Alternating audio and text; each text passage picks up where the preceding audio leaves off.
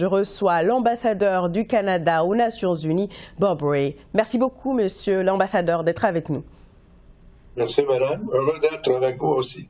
Alors, est-ce que ça va trop loin, un mandat contre le Premier ministre Netanyahou, comme le dit le président américain? Eh bien, madame, il faut être très précis à cette question. D'abord, le Canada a signé le traité de Rome. Ce n'est pas le cas d'Israël, ce n'est pas le cas des États-Unis. Alors, notre approche est très claire, c'est-à-dire que le procureur a fait une demande au juge de la Cour d'approuver les mandats d'arrêt. Alors, il y a toujours une décision à faire. La Cour n'a pas fait une décision. Le procureur a demandé, a fait une requête à ces trois juges. Alors, c'est une décision pour les juges qui, franchement, simplifie les choses beaucoup pour moi. C'est-à-dire que depuis longtemps dans ma vie politique, j'ai jamais fait un commentaire de n'importe quelle cour, de demander ou de commenter sur une décision que doit faire. Il est essentiel que les juges et la cour puissent faire son travail sans aucune intimidation et que nous respectons les processus qui doivent être suivis. Et c'est un respect que nous devons avoir à tous les cours, et à la fois canadienne dans le pays et international. C'est la position du Canada. Justement, parlons davantage de la position du Canada. Est-ce que le Canada rejette la possibilité que des crimes de guerre aient été facilités par des dirigeants politiques israéliens durant la guerre à Gaza? Eh bien, madame, je vais répondre en disant exactement la même chose. Comme j'ai dit avant, je n'ai pas de commentaire à faire sur des questions légales qui sont effectivement maintenant devant la Cour internationale. C'est ce que j'ai dit pendant toutes les discussions qu'on a eues depuis longtemps. C'est au cours de faire ces décisions. C'est aux avocats de faire des commentaires dans les cours. Ce n'est pas pour les politiciens de faire une conversation, parce que ce n'est pas une décision politique. La décision de la Cour est une décision légale. Et c'est ça le principe qu'il faut respecter. Nous savons très bien les difficultés, la situation tragique et terrible qui a eu lieu le 7 octobre. Nous savons très bien, on a vu toutes les choses qu'on a vues, toute l'information, et c'était une situation épouvantable. Nous savons qu'il y a 10 000 morts à cause de l'attaque de la part de Hamas.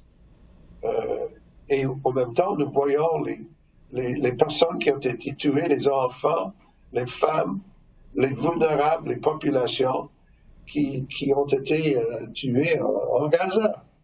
Alors, nous devons comprendre quelque chose, que quand on a une situation de tellement de violence, il y aura des efforts de trouver des solutions, à la fois politiques, à la fois légales. Et pour moi, c'est pas le moment de faire un commentaire courant sur les décisions de la Cour. Il faut respecter l'indépendance de la Cour. C'est ça la chose la plus importante à ce moment. Bon, parlons maintenant des sanctions. Le Canada sanctionne des colons israéliens extrémistes en Cisjordanie occupée. Une première pour le Canada. Est-ce que ça va avoir des impacts concrets dans la région? On l'espère. Quand même, il faut reconnaître qu'on a eu des sanctions contre les gens de Hamas. On a eu des sanctions contre beaucoup de terroristes et d'acteurs politiques, à la fois dans la région, dans le domaine international.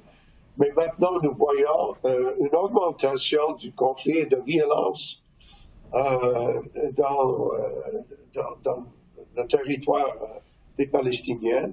Et c'est par des Israéliens qui habitent à ce côté. Et nous devons reconnaître le problème, que la violence ne peut pas continuer n'importe où ça se passe.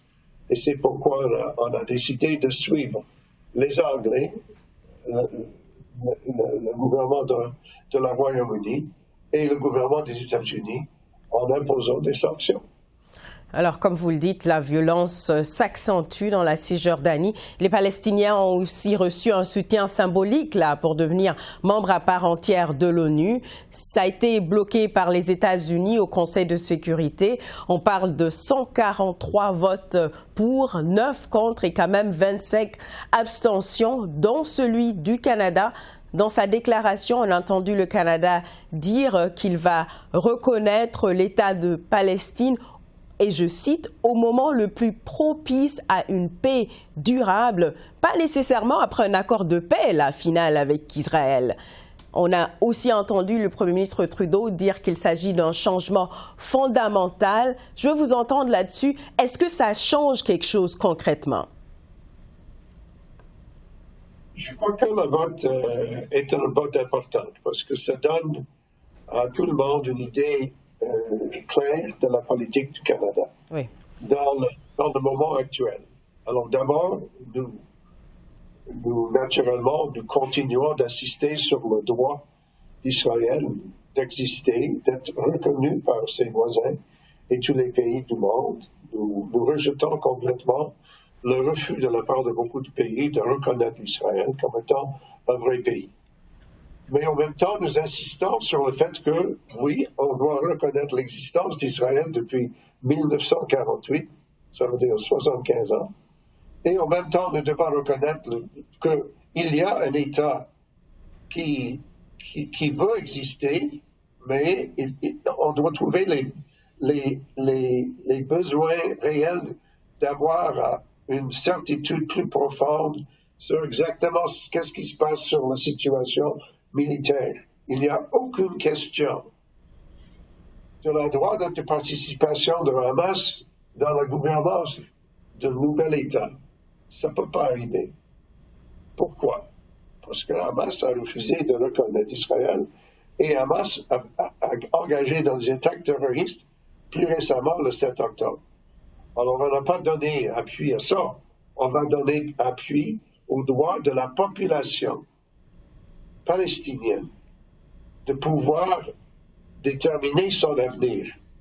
Et le Canada va continuer de faire un effort pour aider l'État, pour aider l'autorité palestinienne, pour aider tout ce qui doit arriver pour créer un vrai État. Mais jusqu'à ce point, nous pensons que l'abstention est nécessaire parce qu'on ne va pas donner une carte verte à Hamas dans aucune circonstance et on ne va pas laisser passer le refus d'Israël de reconnaître la possibilité d'une solution de deux États. Alors, voilà l'explication de notre position. Sur l'opération en cours à Rafah maintenant, depuis la prise de contrôle du poste de frontière avec l'Égypte par Israël, l'aide humanitaire a été presque stoppée. Qu'est-ce que la communauté internationale peut faire davantage alors que Netanyahou rejette aussi les appels des États-Unis? Bien, écoute, il faut parler avec les Égyptiens, il faut parler avec tous les gens qui ont un rôle à jouer. Parce que nous pensons qu'il faut mettre en place un système pour que l'assistance humanitaire puisse arriver en Israël. Il faut parler aux Israéliens, il faut parler à toutes les autorités politiques pour assurer que l'assistance nécessaire est là. Il ne faut pas qu'on oublie le fait qu'il y a toujours une crise humanitaire au Gaza. Oui. Il y a une population de 2 millions de personnes qui sont dans des circonstances terribles. Ils ont déjà perdu plus de 30 000 personnes dans les batailles depuis 6 mois. Et nous voyons la nécessité d'insister sur l'importance primordiale des droits des gens qui travaillent dans le domaine humanitaire de passer librement pour pouvoir assister à une population qui est en plein danger à présent. Et n'importe quel pays, l'Israël, l'Égypte, n'importe quel, il faut trouver des solutions pour arriver à cette situation où l'aide humanitaire peut passer au Gaza. C'est essentiel. Bob Rae, ambassadeur du Canada à l'ONU, merci beaucoup. Merci pour l'opportunité. Au revoir.